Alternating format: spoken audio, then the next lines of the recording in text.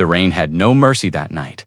A battered scooter pulled up outside a towering estate, its wheels hissing as they rolled over the polished stone driveway. His hands trembled slightly as he slid the soaked pizza box from the insulated bag. The cardboard sagged at the bottom, grease bleeding through like a slow bruise. He adjusted his cap, wiped the droplets from his eyelashes, and stared up at the mansion. Floodlights along the hedges blinked to life, illuminating every flaw in his uniform. The frayed collar, the stain near his shoulder, the badge barely hanging on. One knock, two. The door creaked open. She stood there in a silk robe, her eyes wide, lips parted, not in annoyance, not in politeness, but something else. Her gaze didn't drop to the pizza. It didn't waver from his face. Rainwater traced lines down his cheek, dripping from his chin. She still didn't move. His voice cracked from the cold. He held the box out with both hands. Her fingers hovered toward it. But instead, she gripped the doorframe for balance. She stared deeper, breathing uneven. Then, slowly, she sank to her knees. The box tumbled from his hands, landed with a soft thud on the welcome mat. She clutched at her necklace, a locket. With trembling fingers, she snapped it open. Inside, a photo, curled at the edges, a man in a suit, his face, her eyes filled. "It's you," she whispered. "You're alive." He stood there, frozen, the rain forgotten. Her voice cracked the silence like thunder. She hadn't ordered pizza, she had been waiting for a ghost. The hallway smelled like damp concrete and forgotten lives. He slid the key into the rusted lock. The door creaked open, revealing a one-room apartment with flickering light and peeling paint. A fridge hummed louder than it should. The wallpaper had long surrendered. He stepped in, soaked, his shoes squeaking against the linoleum, tossed his empty pizza bag onto a stool. The box from earlier still clung to his fingers, soggy and useless. He dropped it into the trash, its thud echoing in the silence. He peeled off his jacket. Steam rose from his shoulders like he was vanishing. The microwave beeped, a leftover slice reheated again. He took it without ceremony, sat on the edge of the couch that doubled as his bed. One bite, chewy, cold in the middle. He didn't complain. The only sound now was the dripping tap in the sink and the low murmur of the city outside the window. He reached up and flicked the light switch, but paused just above it, taped carefully, as if sacred was a photo. A little girl with 2 pigtails and wild eyes. Her smile was bigger than her face. In childish handwriting across the top, "Me and Daddy at the park." He stared at it longer than he meant to. "I'm still trying," he whispered. Then finally, the light clicked off. The room dimmed into gray and blue shadows.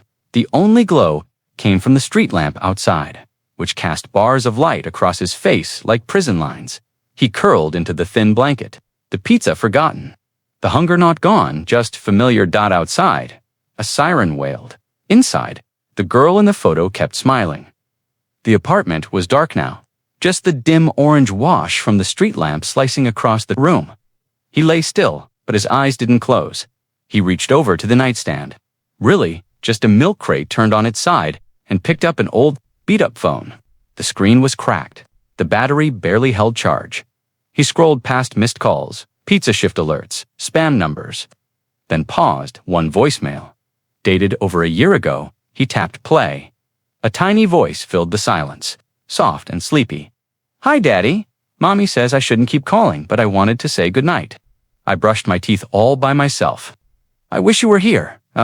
I made a picture of us. It's on the fridge. Okay? I love you. Good night." Beep.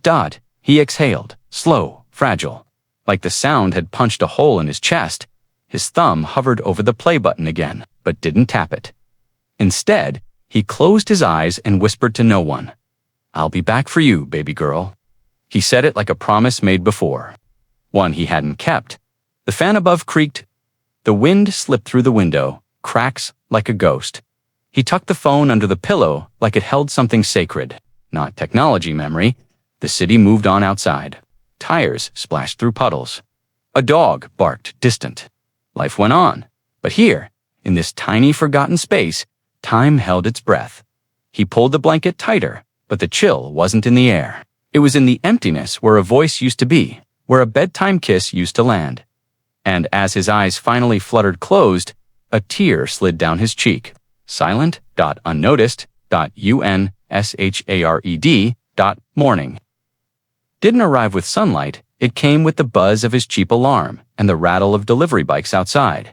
He rubbed his face, the same tired lines still etched deep at the pizza shop. The fluorescent lights flickered overhead, casting a sterile glow across the cracked tiles. Grease clung to the air like a second skin, wiping his hands on a rag that would never be clean.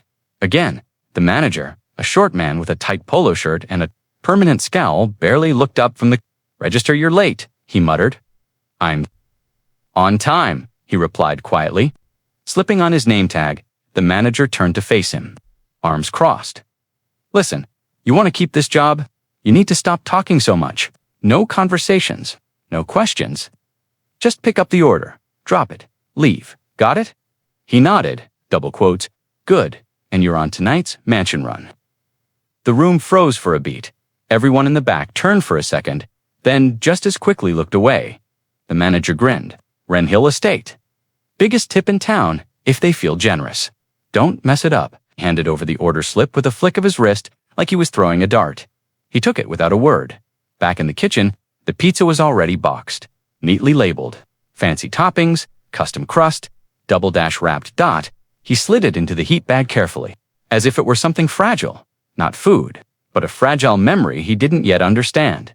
As he zipped the bag closed, the sound echoed louder than it should have.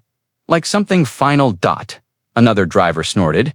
"Man's about to walk into a palace like a ghost in uniform." He said nothing. He just tightened the strap, exhaled, and stepped into the rain. The rain had softened by the time he reached the top of Wren Hill Drive, but the sky still brooded low, a thick curtain of gray pressing down on the world. He cut the scooter's engine and looked up. The mansion loomed like it had grown from the hillside. Itself tall columns, arched windows, a circular driveway wide enough to turn dreams around in. He adjusted his cap, lifted the heat bag from the scooter's back, and crossed the threshold from concrete street to cobblestone wealth. Each step up the wide marble staircase felt louder than the last. Security cameras tracked him, small, silent eyes, blinking red. One lens zoomed in, focusing directly on his face. He hesitated, then kept moving. He reached the grand double doors. They were dark wood, carved with symbols he didn't understand, vines, swans, and something that looked like a sun swallowed by feathers. He knocked once, firm but polite. A wind passed behind him. Leaves rustled. Somewhere, wind chimes danced. The door clicked, swung open. She stood there, mid-30s. Auburn hair pulled back into a low twist, a silk blouse too delicate for the season. Her skin was pale, her eyes darker than he expected. Not brown, not black, but something bruised in between. She stared. He waited then, instinctively. He opened the heat bag and pulled out the box. "Pizza delivery," he said quietly. She didn't blink, didn't look at the box. Her gaze stayed locked on his face, her breath visibly catching in her throat. Her lips parted, a step back. A hand to her chest, he frowned, unsure. Then she whispered it, one word, trembling. "No." He barely had time to respond before she fell to her knees. She fell before the box did. 1 second, she was standing, elegant and steady. The next, her knees gave out, not from pain, but from disbelief. He stepped forward instinctively, unsure if she was hurt. The pizza box slipped from his hands and landed softly between them, steam rising from the seams, like breath from a ghost. Her hands trembled as she clutched the locket at her chest. She fumbled with the clasp, fingers frantic, eyes wide. He bent slightly, confused. "Ma'am?" She opened the locket. Inside, 2 tiny photos pressed together behind glass-like secrets. One was of a child with curls. The other was him, younger, smiling, alive. His eyes locked on it. He stumbled back half a step. "Where did you get that?" She looked up at him, her mascara beginning to streak. "You're alive?" she whispered, her voice cracked like glass underfoot. "I think you have the wrong no." She pressed the locket to her lips. "No, I saw you die." He blinked, silent. "You were in the fire," she said, more to herself than to him. "You never came back. They said there was no body. They told me to move on." Her breath came in gasps, the disbelief folding into something heavier. Grief, mixed with a flicker of impossible hope. "I buried an empty coffin," she whispered. "I lit a candle for 10 years. He stood there, frozen. The rain dampened his shoulders, but the cold now was coming from somewhere. Inside, he looked down again at the photo. It was him, exactly him, but from a life he didn't remember. She raised her tear-streaked face. "Do you remember me?" He opened his mouth, but nothing came out. Only silence. He didn't answer. Not because he wouldn't, but because he couldn't. His mouth stayed parted. The question still ringing in the cold air between them.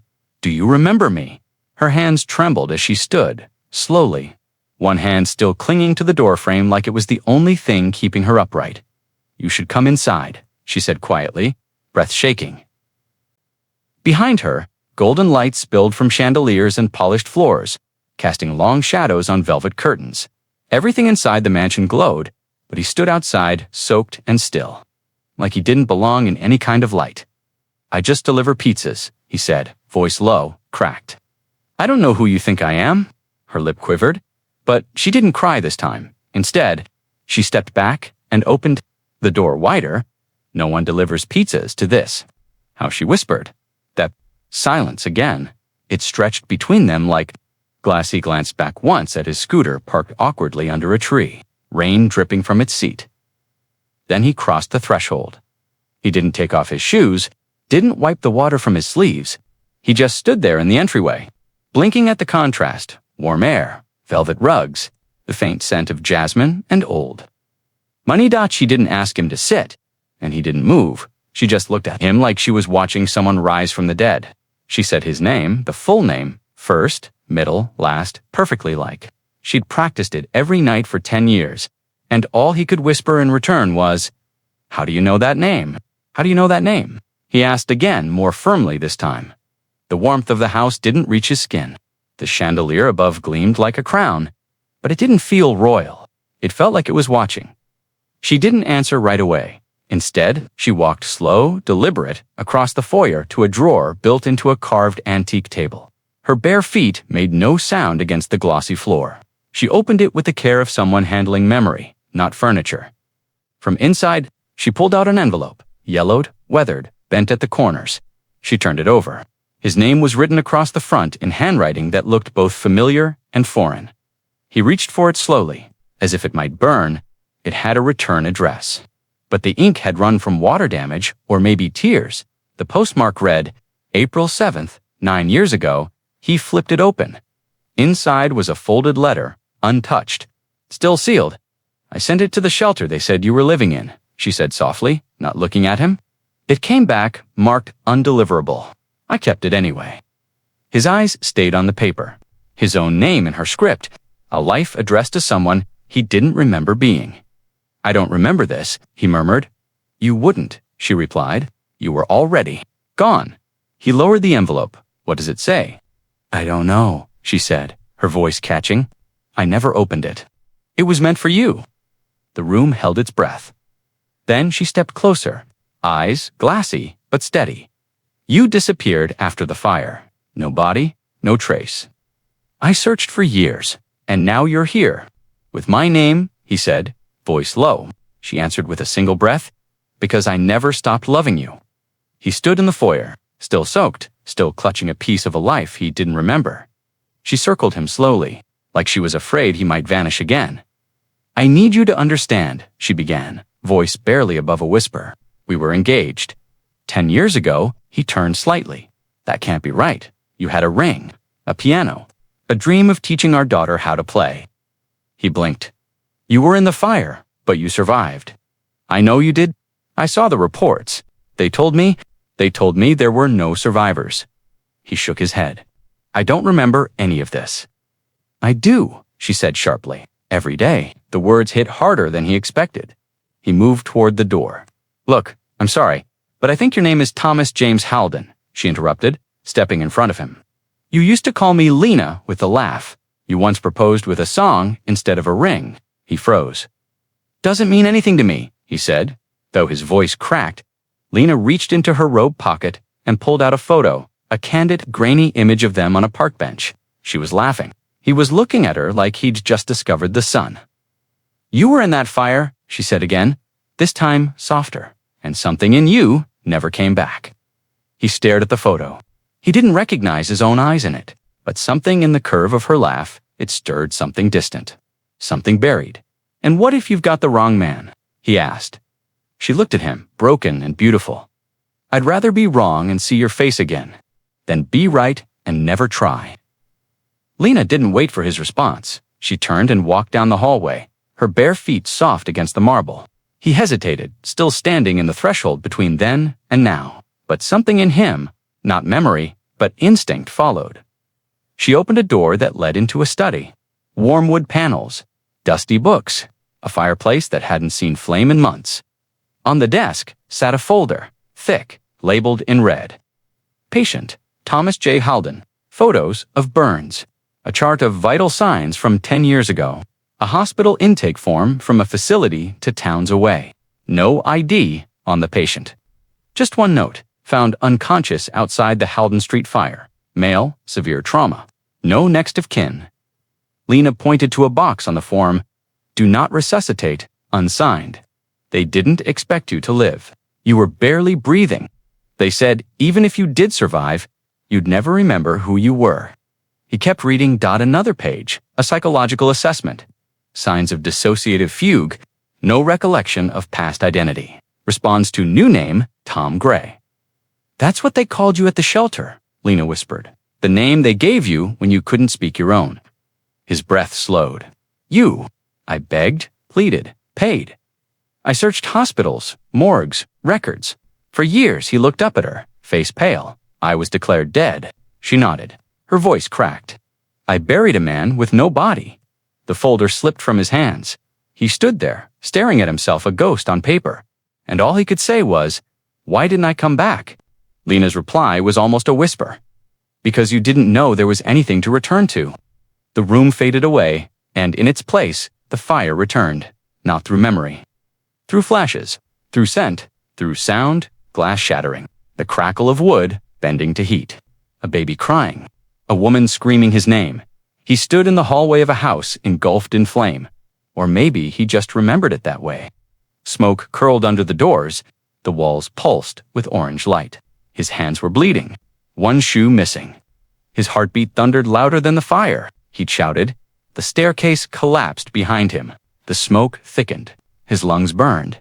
A music box fell from the shelf, its melody warping as the fire licked its sides. He reached the nursery door. It was hot, warped, jammed. He kicked it open. Inside, just an empty crib. The crying had stopped. He stumbled forward and slipped on a stuffed animal. Then darkness, no more fire, no more sound. Just cold pavement. Sirens, then white walls. A hospital beeping in the distance. He gasped, stumbling back into the present, his palm gripping the edge of Lena's desk. She rushed to him. "What did you see?" "I was in the house," he breathed. "There was a music box." "I tried to get to her," Lena swallowed. "They said you were pulled from the alley. You must have collapsed after trying to get back in." He looked at her. Did Emma? She closed her eyes.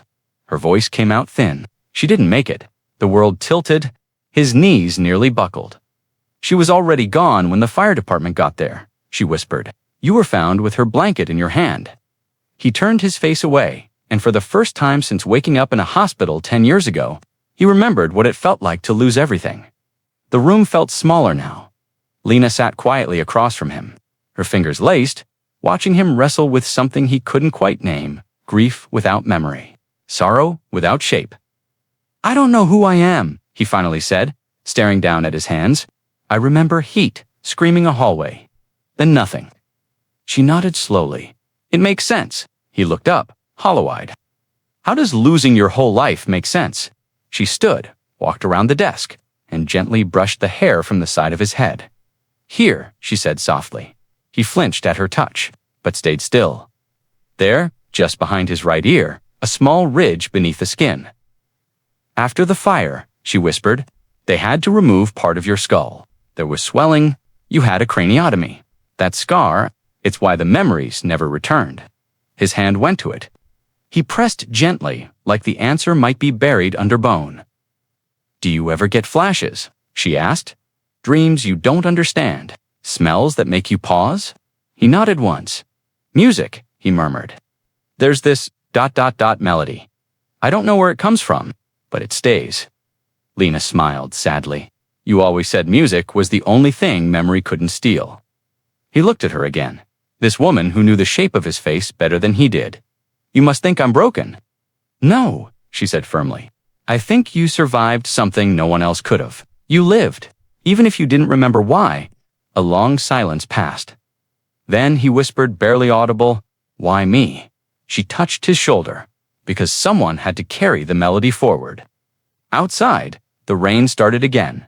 Inside, he realized he hadn't forgotten everything, just the parts that hurt the most.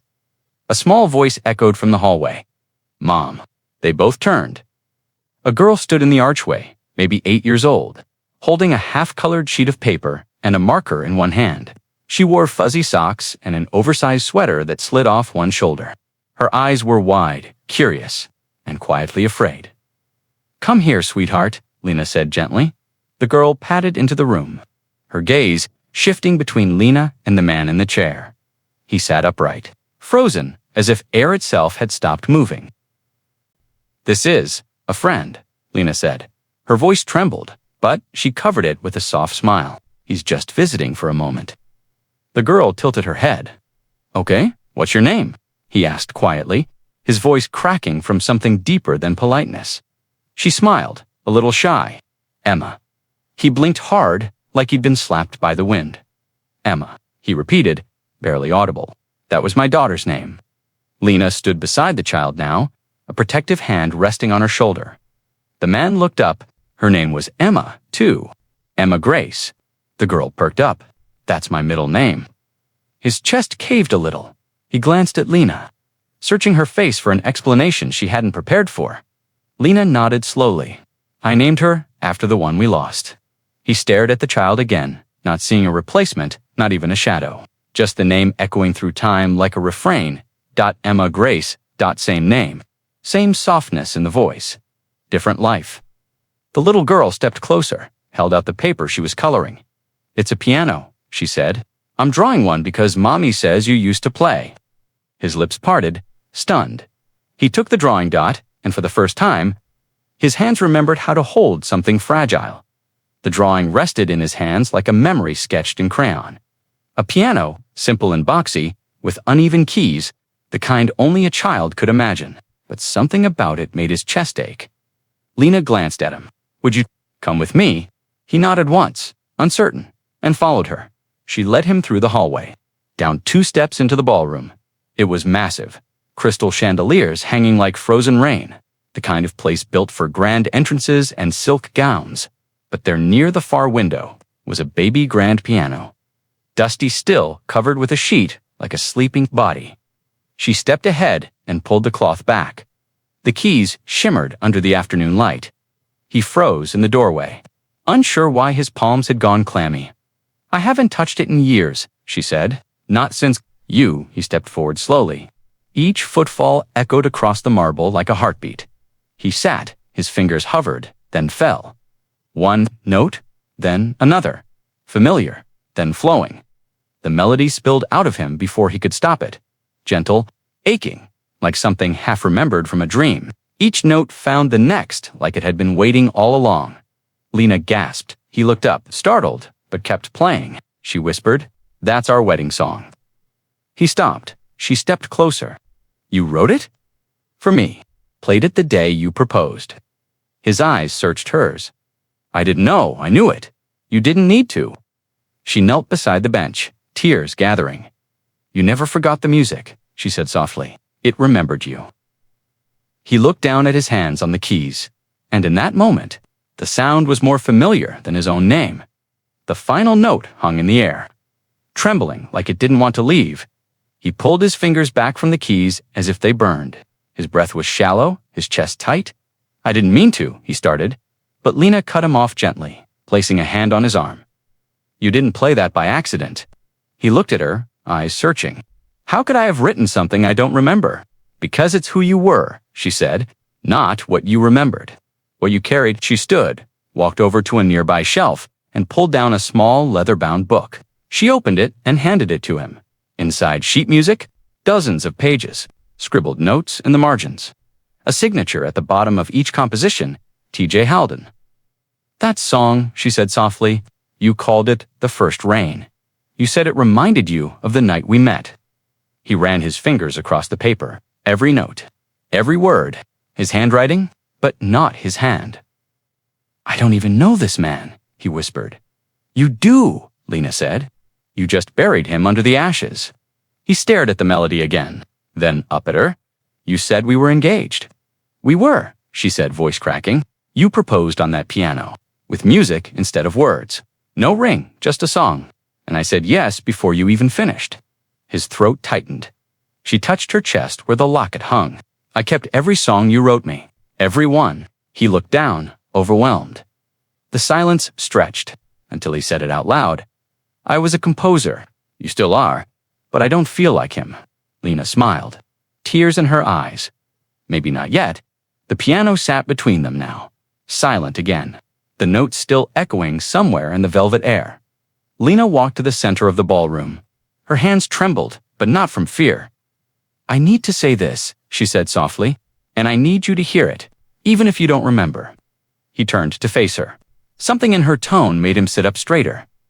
"You left me that day," she said, voice cracking, "not in the fire before it." His brow furrowed. "We fought," she continued. "The night before the fire? About everything. The music, the pressure. You were chasing this dream, and I was drowning in real life." She blinked fast, but the tears still came. "You walked out. Took your keys. Slammed the door. And I thought you needed space. But you never came back." He stood now, eyes wide, lips parting like a man trying to stop a memory from crashing through. "You don't remember," she whispered. "But I do. I remember waiting on the porch until sunrise. I remember thinking, he'll be back. He always comes back." She turned away, her voice rising. "And then the fire came. And they told me you died. And I hated you for leaving before I could forgive you." He stepped forward, slowly. "I didn't know." She looked over her shoulder. "No, you didn't." Another beat passed, silence thick. Then she whispered, "You chose the fire over me." His hands clenched. The weight of her words landed on him like falling bricks. And for a moment, neither of them spoke, because the truth between them wasn't about memory. It was about absence, and the silence left behind when a promise disappears. He stood still in the center of the ballroom, soaked uniform clinging to him, heart pounding louder than the piano ever could. Her words echoed in the hollows of his chest. "You chose the fire over me." He opened his mouth, closed it again, then finally, quietly, "I don't remember choosing anything." Lena looked at him, eyes red, voice soft. "But that doesn't change what happened." He looked down at his shoes, dripping water onto the polished floor. "I'm not the man you loved, Lena. I wear his face, but I don't know his life. I deliver pizzas now. I live in a room with no windows. I barely sleep. I don't dream. And when I do," he swallowed, "I dream of burning." She stepped forward, just one step. "But you played the song." "That wasn't memory," he said. "That was instinct. Like breathing. Like reflex. I don't know who wrote it. I just knew how." She stared at him, searching for the man beneath the fragments. But he looked back like a stranger. "I don't belong here," he said. "Not in this house. Not in your story. I don't remember our fight. I don't remember Emma's laugh. I don't even remember proposing. I'm sorry." He stepped away from the piano. His shoulders sagged, not in surrender, but in quiet retreat. Lena's lips parted. "Tom, I'm not him." He turned toward the front door. Didn't look back. "Where will you go?" she asked. He didn't stop walking. "Back to where people don't expect me to be anyone." And with that, he opened the door, stepped into the drizzle, and vanished, like smoke from a fire that never finished burning. Rain flicked off his jacket sleeves as he wandered through the quiet street. Aimless and numb, the mansion, the piano, Lena, all behind him now. The past pressing too close, the future too far away. He turned a corner into a narrow alley tucked between old bookstores and shuttered cafes, the kind of place no one visits on purpose. That's when he heard it, a violin, slightly off key, hesitant, but familiar. He followed the sound, drawn like a moth. There, Under the overhang of a closed bakery sat a girl, maybe 12. Her hoodie sagged from the rain, but she held the violin like it was a part of her. Fingers shaking, eyes closed, she played the melody from the ballroom. His melody, he stopped dead.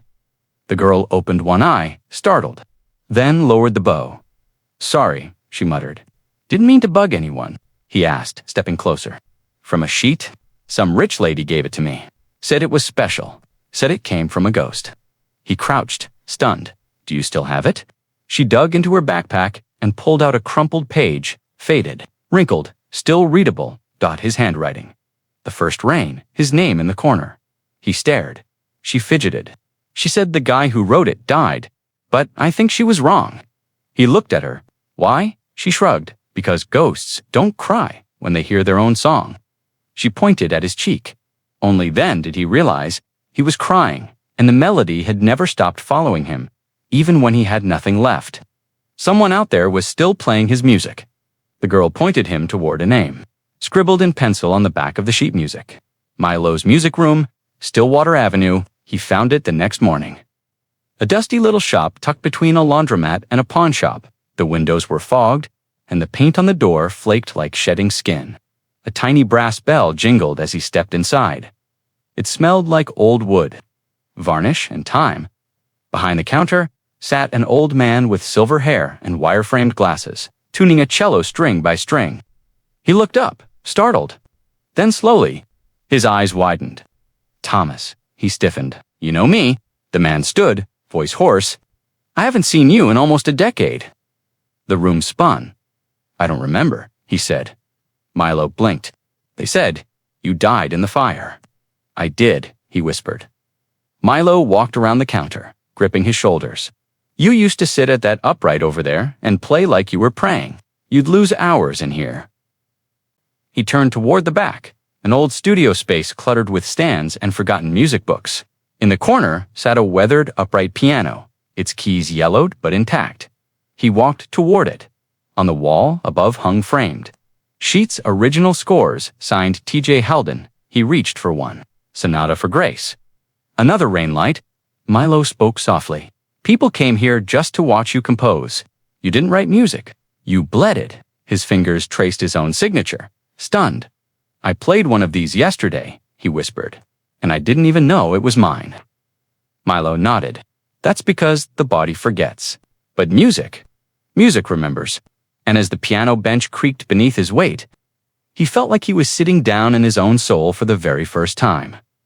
Later that day, he found himself standing at the edge of a chain-link fence, fingers gripping the rusted wire like it might anchor him to the earth. Beyond it, a patch of overgrown weeds, scorched earth, and the crumbling bones of what used to be home. The fire had taken everything. He stepped through a gap in the fence, the hem of his jacket catching on twisted metal. The ground was soft, uneven. Blackened wood splintered under his boots. Glass crunched with each step. His eyes scanned the remains. There, the faint curve of brick where the fireplace had once been.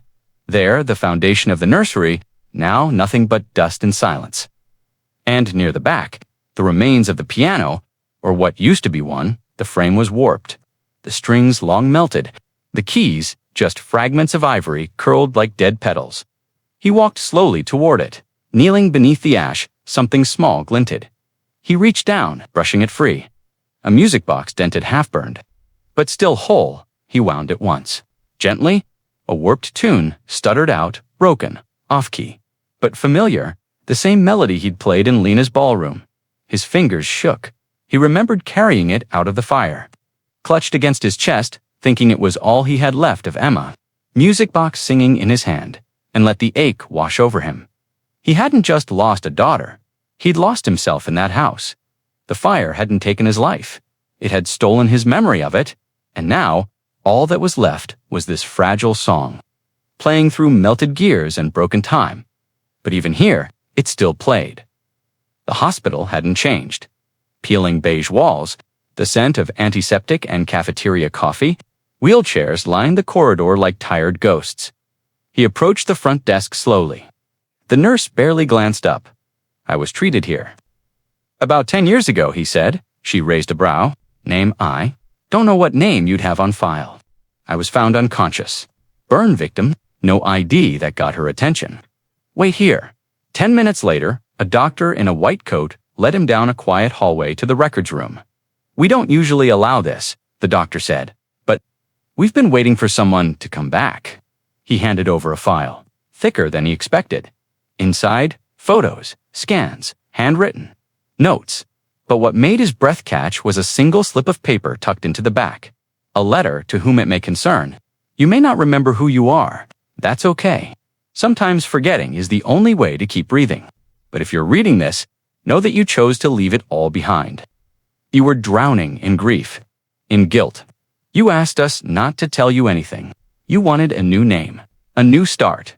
You said music would find you again when it was time, at the bottom. In a different pen, you chose to forget. His hand trembled as he read it again. You chose to forget. He sank into the nearest chair. That sentence burning louder than fire ever had. He had walked away from his pain. He had buried the man he once was. And now, memory wasn't returning by force. It was unraveling, like a melody rewritten backwards, note by note, and the man who'd run from the ashes was finally turning back. He arrived at the mansion just before dusk. The sky burned pink behind the trees, and the evening light slid through the stained glass above the door like a soft confession.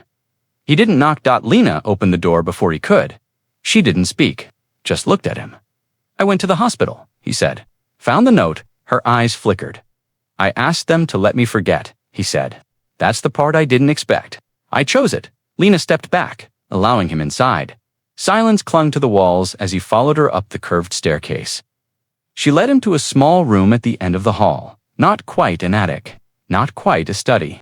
Dust motes danced in the air like memories made visible. She knelt beside an old chest and opened it. Inside, dozens of envelopes, neatly stacked and tied with ribbon. Are the letters you wrote me? His breath hitched. I never sent them, she added. After the fire, I found them behind the piano. Hidden. Maybe you were too scared. Or maybe you just didn't know how. He reached for one, hands trembling. He opened it slowly. Lena, some nights I play the song we wrote without you knowing it. I changed the second verse. I slow the third. I think you'd hate it, but it's mine now. Ours. I don't know how to say sorry in melody, but I'm trying. Every note. He looked up, heart pounding. These are mine. They always were. Tears slid silently down his cheek. Lena knelt beside him. Eyes wet. I kept them because I wasn't ready to say goodbye. He gripped the letter tight. Neither was I. The next day, he returned to the mansion. Same cracked sidewalk. Same creaking gate. But this time, the house felt still. He rang the bell once, waited, no answer. He tried again. Nothing. The door, slightly ajar yesterday, was bolted shut. Curtains drawn. Lights off. No music. No child's laughter. No scent of jasmine trailing from the hall. Gone. His chest tightened as he stepped back onto the porch. He circled around the side, peeking through the narrow garden path that led to the backyard, only to find empty patio chairs and a wind chime swinging softly in the wind. Like the house had exhaled something final. He sat on the porch step, fingers folded in his lap, and then he saw it. A small envelope taped to the door. His name scribbled in a child's handwriting, uneven, crooked letters. To Mr. Music Man, he tore it open carefully. Inside, a note. Mommy said, it's time to go. She said your song is almost done, and maybe you just needed to hear it again. She's at the place with the big red curtains. I drew you there. Come soon, okay? Emma Grace. He turned the paper over. A child's drawing, stick figures on a stage. A piano, 2 girls holding hands, and a man with a smile and a black hat, all beneath a big red curtain with stars. His hands trembled. The concert hall. He pressed the paper to his chest. Standing slowly, they hadn't disappeared. They were waiting again, but this time, not for a ghost, for a man still learning who he used to be, and the music that was still waiting inside him to be. Finished. The city shimmered in the rain as he approached the building. The concert hall stood tall and regal. Its red velvet banner stretched across the entrance, embroidered with gold lettering. One night only, songs from a ghost composer. His footsteps slowed in the lobby. People gathered, well-dressed, whispering. He moved past them like a shadow, Inside, the theater glowed chandeliers above, velvet seats below, a stage framed by curtains that matched the color of memory. Then he heard it, piano, soft, hesitant, a note stretching into a second. Then a third. He followed the sound backstage, through a side door left ajar. Rehearsal lights bathed the stage in warm gold. And at the piano, Lena fingers gliding across the keys with care, as if trying not to wake something sleeping. A page of sheet music sat before her, dog-eared, handwritten, his name in the bottom right corner. She didn't look up. Thought you might come, she said quietly.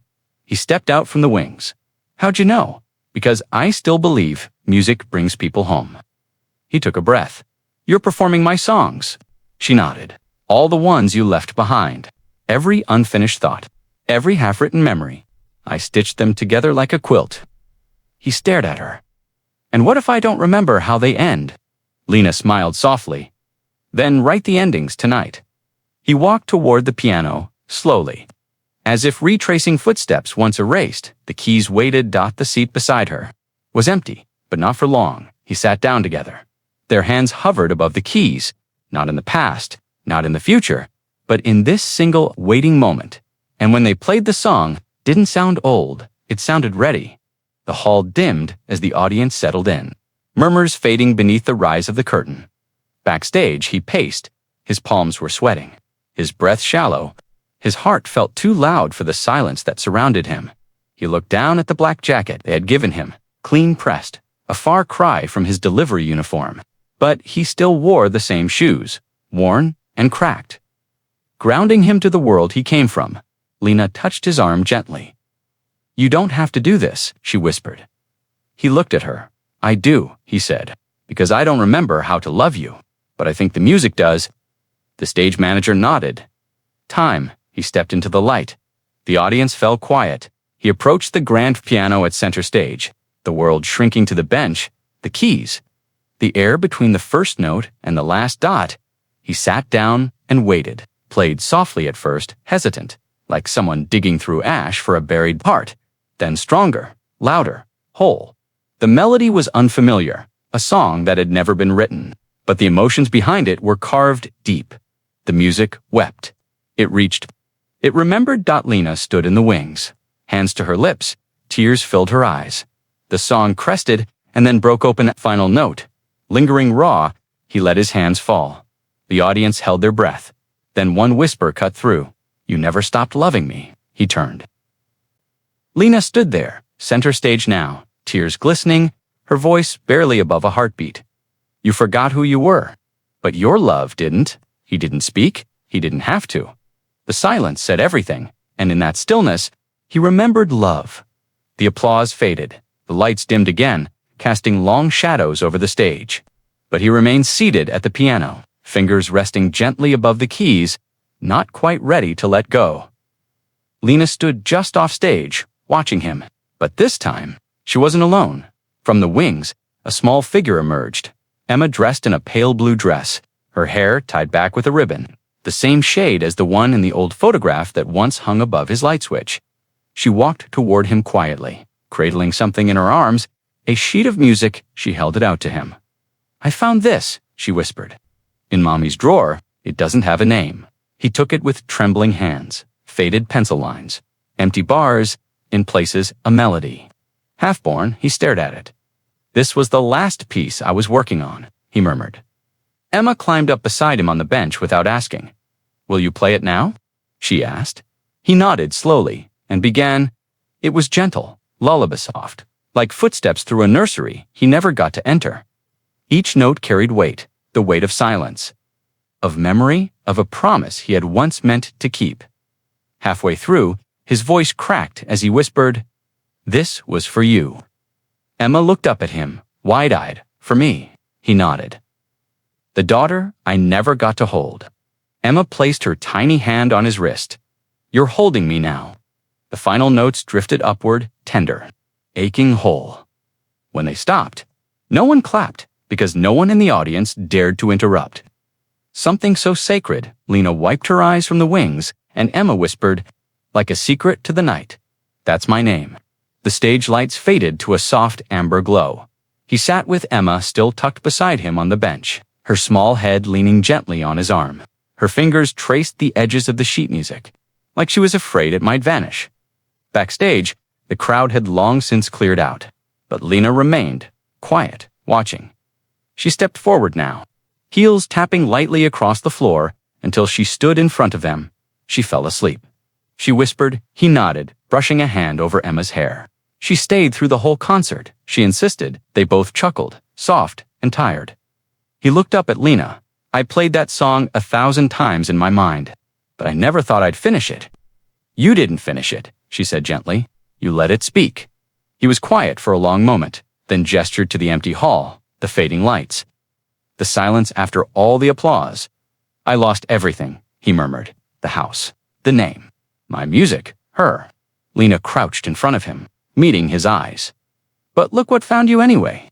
He looked down at Emma, sleeping peacefully, holding the now completed sheet. You named her after our daughter, he said. Lena nodded. Because I thought, maybe naming her Emma would help me remember the one I lost. He smiled faintly. You didn't forget her? No, she said. But I forgot how to let her go. Their hands met, fingers folding together. You're not just the man who disappeared, she whispered. You're the man who came back. He blinked hard, lips trembling. Then she added quietly, with a tearful smile, there's something you still don't know. He looked at her, eyes tightening. What is it? She stood slowly and said, she wasn't just your daughter in name. He blinked at her, frozen in place. The piano behind him had gone silent. Emma still slept, unaware of the weight settling between the adults who surrounded her. He asked softly. Lena took a breath, not a dramatic one, just the kind you take before opening a door you've kept shut for years. After the fire? After they told me you were gone, she began. I found out I was pregnant. He stared at her, unmoving. The timeline doesn't make sense. She's 8. I lost that baby, Lena whispered, voice breaking. 2 months later, I couldn't save her. I couldn't even bury her with you because they said you didn't leave anything behind. The world tilted beneath his feet. She steadied herself. Years passed, and when I adopted Emma, I named her after the child we lost. I told myself it was in her honor. His chest tightened. So she's not mine. Lena stepped forward, not by blood. He turned away, slowly. His hands ran through his hair as he tried to breathe. But she calls you daddy, she said, voice trembling. And when she listens to your music, she cries like she already knows it. He looked at her, eyes glassy. I thought I was getting my daughter back, he whispered. Lena nodded, gently. Maybe you were. He looked at Emma, curled on the bench with the sheet music, still clutched to her chest. She thinks you wrote that song for her, Lena added. He didn't answer right away. Then softly, almost like a prayer. I did. And though the blood may not have matched, the music and the love never asked for proof. The dressing room was quiet now. Emma slept peacefully on a sofa nearby, her chest rising and falling like a song at rest.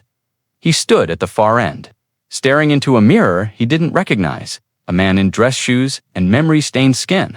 Behind him, Lena sat, hands clasped in her lap. I need to ask, he said, without turning around. Why didn't you tell me the truth when I first walked through that door? Lena looked down. I didn't know how, she said. You didn't remember anything. You were standing there, soaked and tired, holding a pizza box, and for 1 second, I thought it was a dream. He turned to face her. So you let me believe Emma was mine. I didn't let you, she said quickly. I hoped the part of you that wrote lullabies and cried during piano rehearsals would recognize her, even if your mind didn't. He stayed silent. Lena continued. I didn't do it to manipulate you. I didn't want to trap you in a life you didn't remember. But the way you looked at her, it was like you'd always known her. His voice dropped. And what if I'd walked away again? I was ready for that. He stared at her. But you didn't tell her the truth either.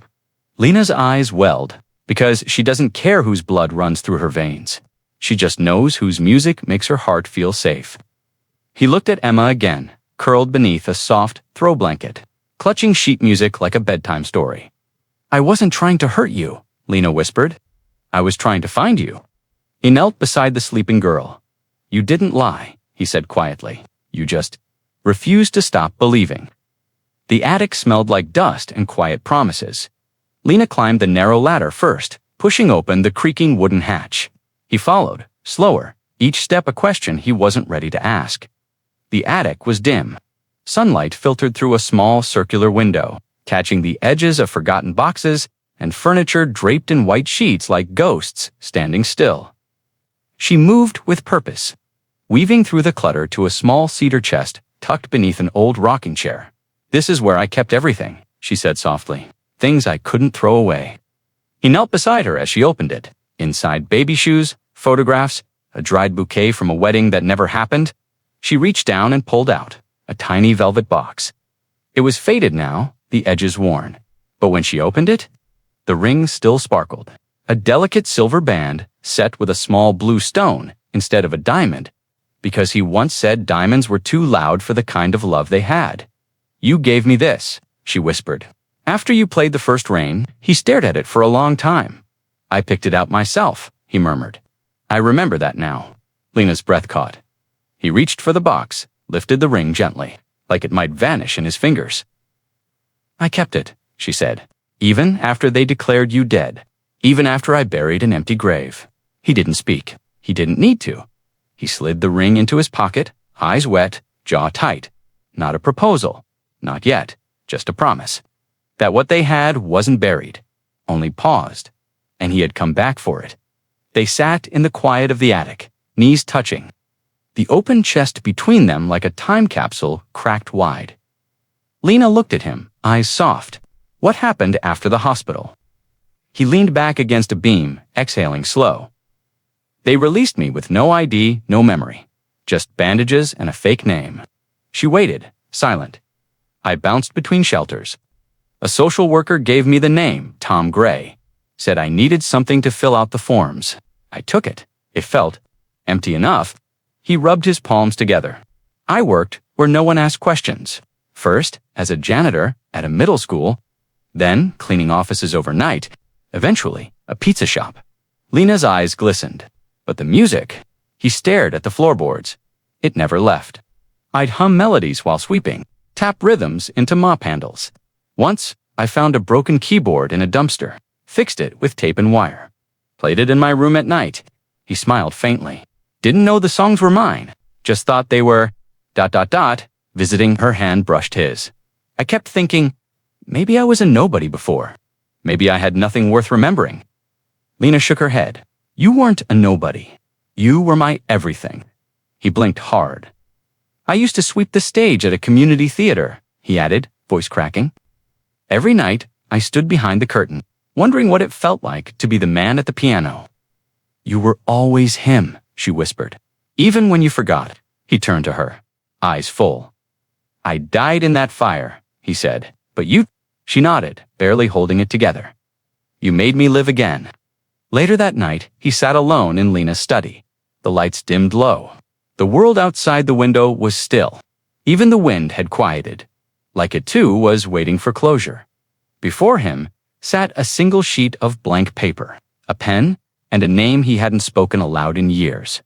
He took a breath and began to write. "Dear Emma, I don't know where you are. Maybe you're just a memory, or maybe you're watching from somewhere music can't reach. But I need you to hear this." The pen scratched softly across the paper. "I'm sorry I left. I'm sorry I didn't hold on. I tried to come back. I really did, but something in me shattered, and the pieces didn't know how to find each other again." He paused, his hand shaking.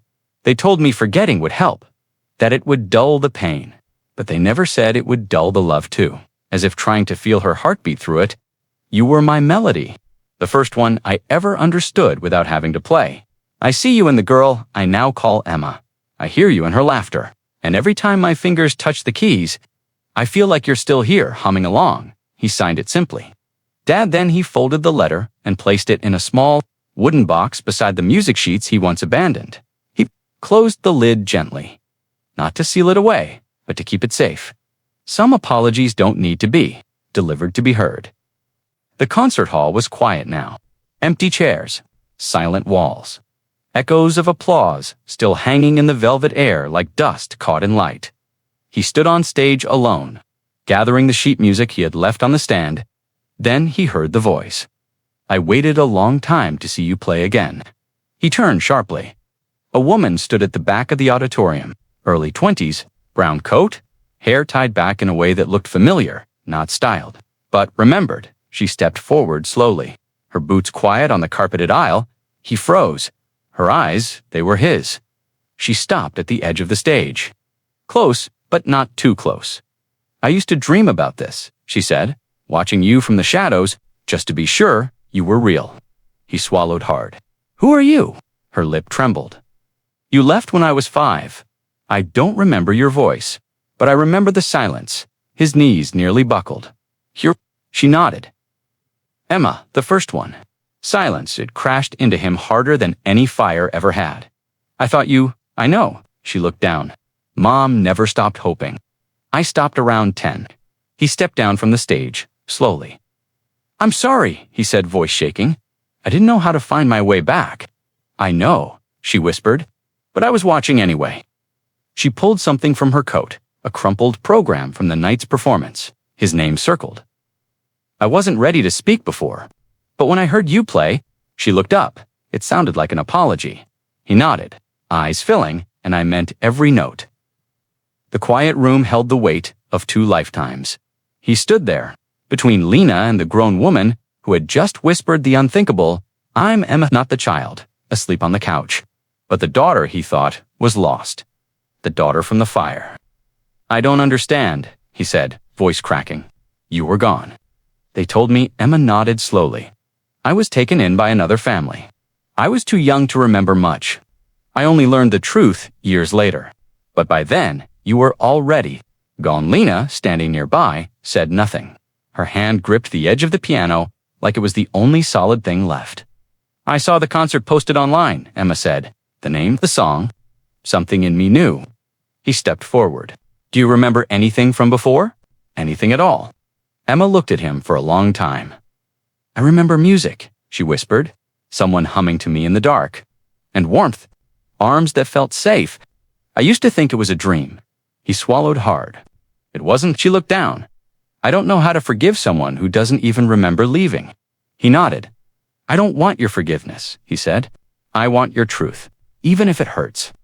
"Silence then," softly. Emma whispered, "I think you were always my dad." At the sound of her voice, the child on the couch stirred. Little Emma blinked awake. Confused, her eyes met the older girl's. Then she smiled sleepily. "Are you my sister?" The older Emma looked at her, stunned, then nodded.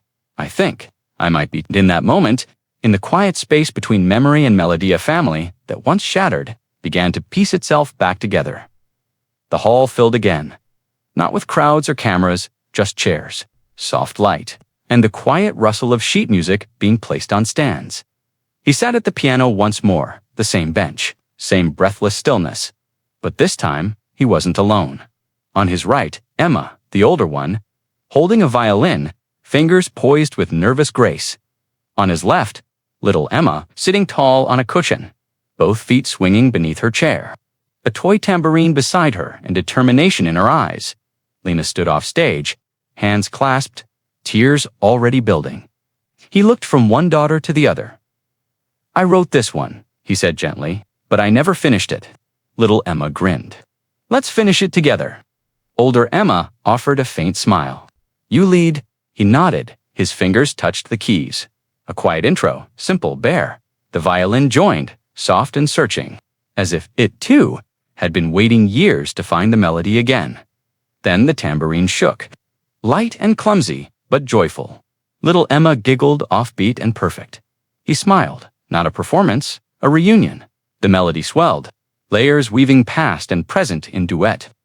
Grief and grace in harmony. Lena covered her mouth, and as the song reached its final swell, both Emmas leaned toward him, one resting her head on his shoulder, the other resting her future in his hands. The final chord rang out, no applause, just peace. He looked between them, 2 girls, 2 timelines, 1 name, 1 family. Not made by blood, but by music. And in that stillness after the final note, he whispered what the song had always meant to say. "You brought me home." Sunlight streamed through the high windows of the old concert hall, now empty of audience, but full of possibility.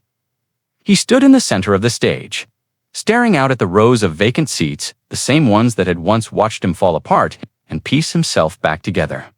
Lena joined him, a manila folder tucked under her arm. "You remember how you said music saved you?" she asked. He nodded gently, his gaze distant. "Well, I want to help it save others, too." She opened the folder and held it out to him. Inside a proposal, a foundation. The M.A. Grace Music Fund, a free program for underprivileged children, piano lessons, scholarships, instruments, concerts. He turned a page and found his own name, listed as founder and director Thomas J. Haldenhay. Looked at her, stunned. "You did this." Lena smiled. "We did, together, your music. Your story. It's more than just pain. It's proof that healing sounds like something." He swallowed hard, his voice thin. "I don't know how to run a school." "You don't have to," she said softly. "You just have to teach them how to feel again." He looked down at the paperwork, then at his hands that once swept floors. Now being asked to build something permanent, something for others, something for Emma, both of them. "This isn't just a school," he said. "It's a second chance." Lena stepped closer. "Exactly. For you, for them. For every child who's ever needed a piano more than a therapist." He breathed in slowly, deeply, then smiled. "I'll do it." And in that moment, the man who once played in the shadows finally stood in his own light. The pizza shop hadn't changed, still smelled like burnt cheese and boredom, the same flickering light above the register, the same calendar stuck on last month. He stepped inside quietly, in jeans and a clean button-up. No delivery bag, no helmet, no NAMA tag. The manager glanced up from the counter, chewing gum with the same look of indifference. "You're late again," he muttered. Without looking closely, "I'm not here to work," he said calmly. The manager squinted. "Tom?" He nodded. "Not anymore," the manager scoffed. "What, you're a rock star now?" He smiled softly. Something like that. He reached into his pocket and pulled out a folded slip of paper. His resignation. He set it gently on the counter. The manager looked at it like it was a prank. "You quitting?" "I'm moving on." "Good luck," the manager smirked. "Hope the next place tips better."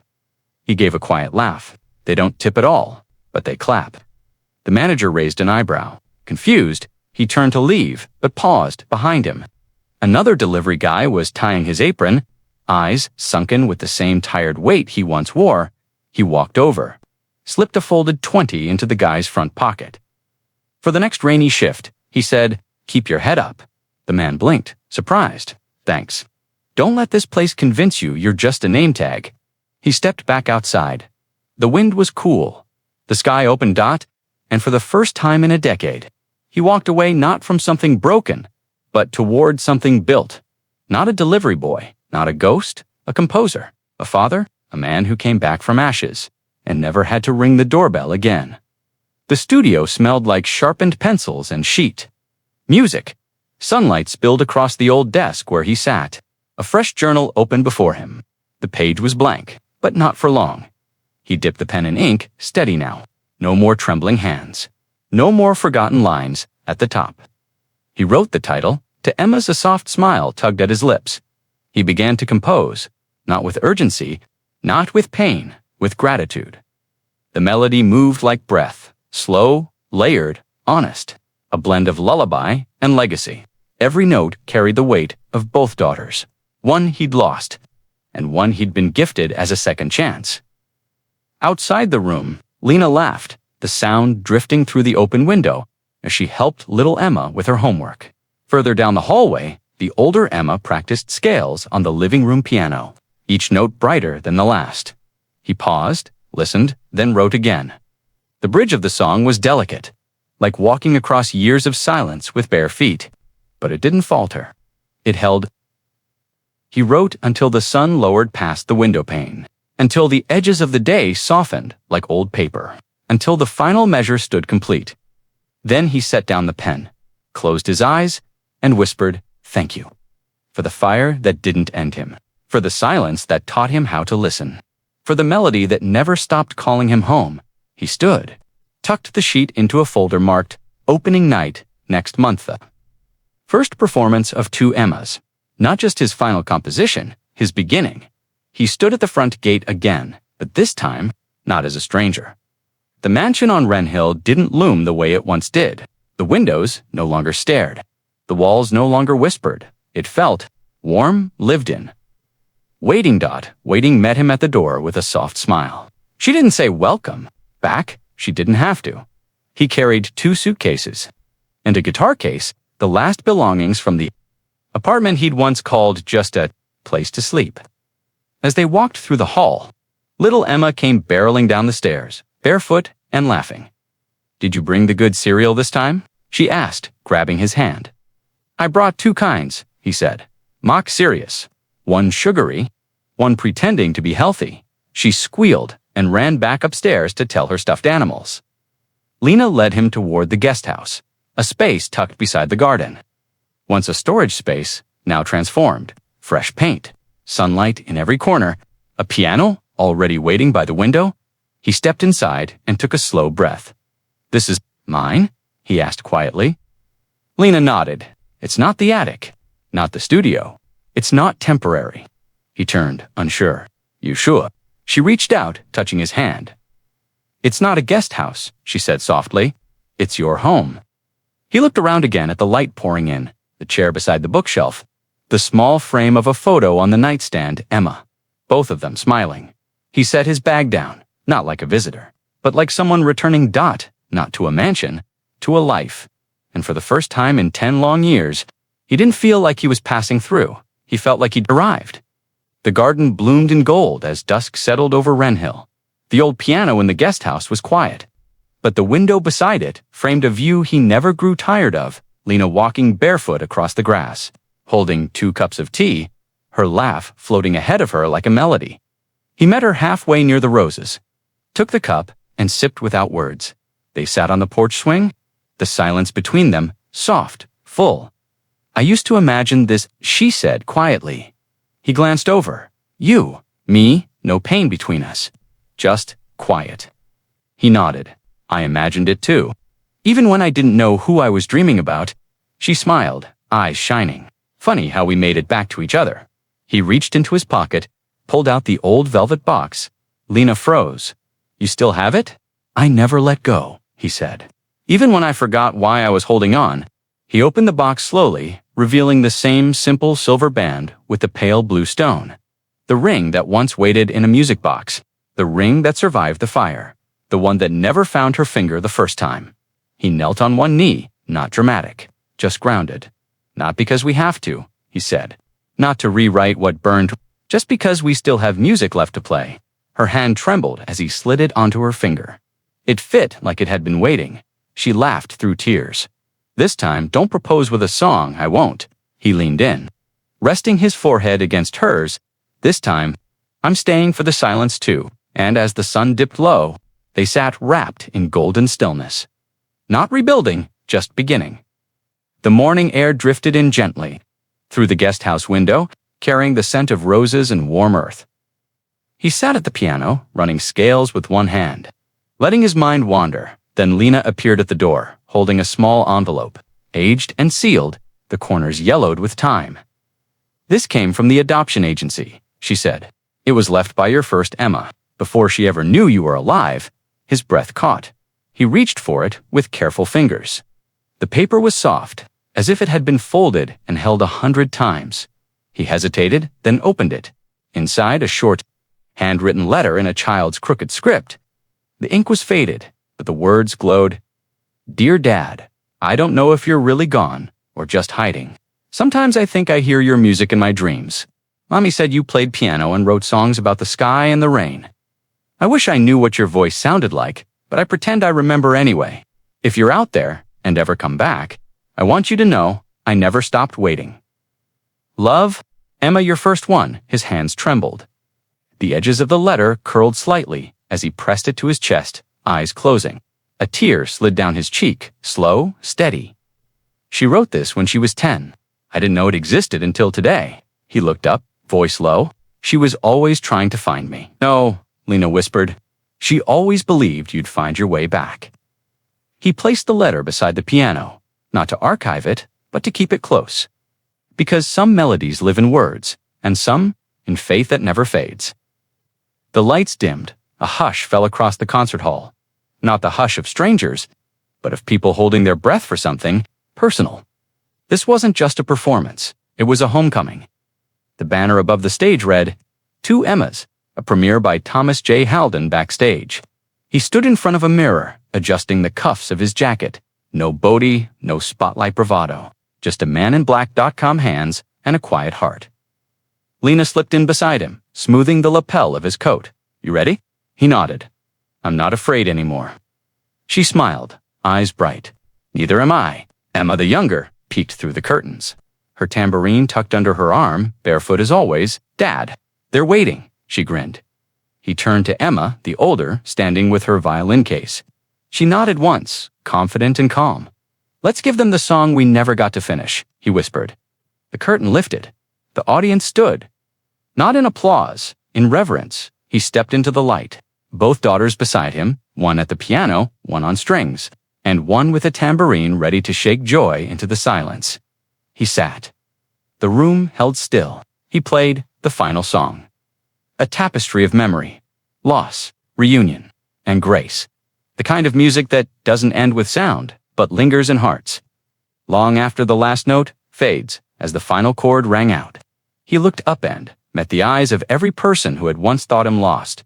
He stood slowly, hand in Emma's, both of them, and the hall erupted. Not just with applause, but with release, curtains fell. But this time, he wasn't behind them, he was home.